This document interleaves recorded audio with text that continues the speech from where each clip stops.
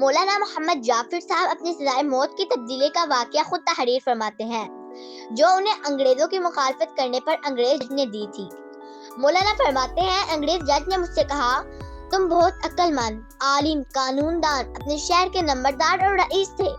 تم نے اپنی ساری عقل مندی اور قانون دانی سرکار کی مخالفت میں خرچ کی۔ تمہارے ذریعے سے آدمی اور روح پہ سرکار کے دشمنوں کو جاتا تھا۔ اس واسطے تم کو پھانسی دی جائے گی اور تمہاری تمام جائیداد ضبط کر لی جائے گی۔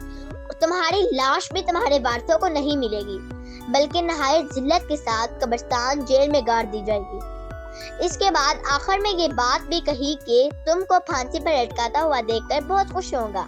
آگے مولانا فرماتے ہیں یہ سارا بیان جج صاحب کا میں نہایت سکون سے سنا، مگر اس آخری بات کے جواب میں نے کہا جان دینا اور لینا اللہ تبارک و تعالی کا کام ہے، تمہارے اختیار میں نہیں، اور رب العزت قادر ہے کہ میرے مرنے سے پہلے تم کو ہلاک کر دے۔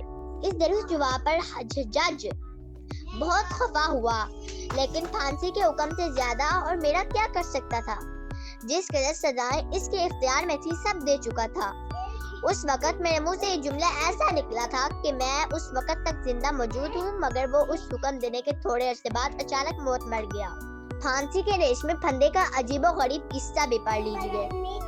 مولانا محمد جعفر صاحب کا بیان ہے اس حکم کے بعد ہمارے لیے بڑے اہتمام سے نئی پھانسیاں اور ان کے ریشمی رسے تیار ہوئے، اور میری بھاری بر کم ہونے کی وجہ سے میرے لیے ریشمی رسا اور پھانسی کی لکڑی خاص طور پر نہایت مضبوط تیار کی گئی، مگر اللہ کے حکم سے میری پھانسی تو رک گئی۔ اتنے میں ایک قتل کہ ایک انگریز مجرم کو پھانسی کا حکم ملا۔ اب جو رسا بڑے اہتمام سے میرے گلے میں ڈالنے کے واسطے تیار ہوا، اس پاک ذات اللہ تبارک و تعالی نے اس قوم کی اس انگریز مجرم کے گلے میں ڈلوا دیا اور مجھ کو صاف بچوا لیا۔ پیارے بچوں میں اس کہانی سے یہ سبق حاصل ہوتا ہے جو گڑھا دوسروں کے لیے کھودتا ہے وہ اس میں خود جا گرتا ہے۔ واو!